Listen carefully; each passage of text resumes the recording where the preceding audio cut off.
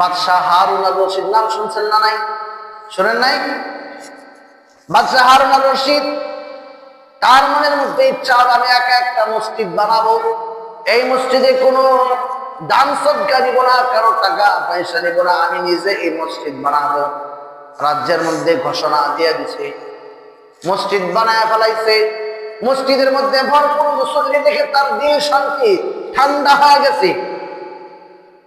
বাদশাহ হারুন আর রশিদ রাতের বেলা ঘুমাইছে, ফেরেশতা তার স্বপ্নে যুগে এসে বলে, হারুন তুমি তো দুনিয়ার জমিনে আল্লাহ তাআলার মসজিদ বানাইছো, এর বদৌলতে আল্লাহ তাআলা জান্নাতে তোমার জন্য ঘর বানাইছে। আল্লাহ তাআলার ঘোষণা হলো ওই ঘর তোমাকে দেখাইতে হবে, চলো চলো যাই দেখে আসো তোমার সেই ঘর জান্নাতের মধ্যে। আল্লাহু আকবার। হারুনকে নিয়ে জান্নাতে চলে গেছে, যা দেখে বাড়ি একটা না দুইটা পাশাপাশি। হারুন দেখে তো অবাক, বানাইলাম মসজিদ, একটা ঘর হয়ে গেছে দুইটা।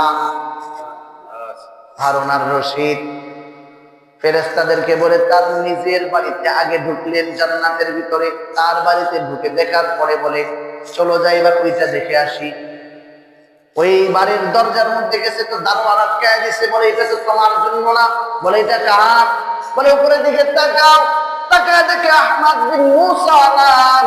বলে এটা কে? বলে মসজিদ বানানোর মধ্যে, মসজিদ নির্মাণের কাজের মধ্যে যে সাদকা করেছে, অল্প সাদকা করেছে, তার জন্য এই বাড়ি বানানো হয়েছে। সুবহানাল্লাহ। বাদশাহ হারুন আর রশিদ অবাক হয়ে তার ঘুম ভেঙে গেছে।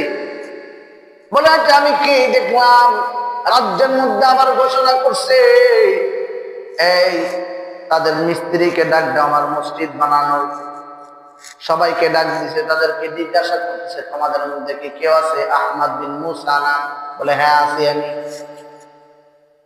বলে তুমি কি এমন কাজ করছো যে জান্নাতে তোমার জন্য বাড়ি বানাইছে? সত্য করে বলো। ওই স্ত্রী বলে, আমি শুনেছি দুনিয়ার জমিনে যদি আল্লাহ তাআলার একটা ঘর বানানো যায়, তাহলে আল্লাহ তাআলা জান্নাতের মধ্যে তার জন্য একটা ঘর বানায়া দেয়। বলেন না সুবহানাল্লাহ।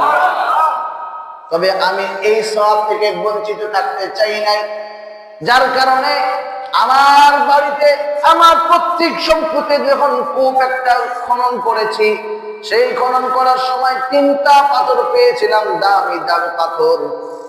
আমি এই সব নেওয়ার কারণে রাতের আধারে আপনার যে পাথরের দ্বীপ ছিল, সেই দ্বীপের মধ্যে আমি এই 3টা পাথর রেখে দিয়েছিলাম। বলেন না সুবহানাল্লাহ।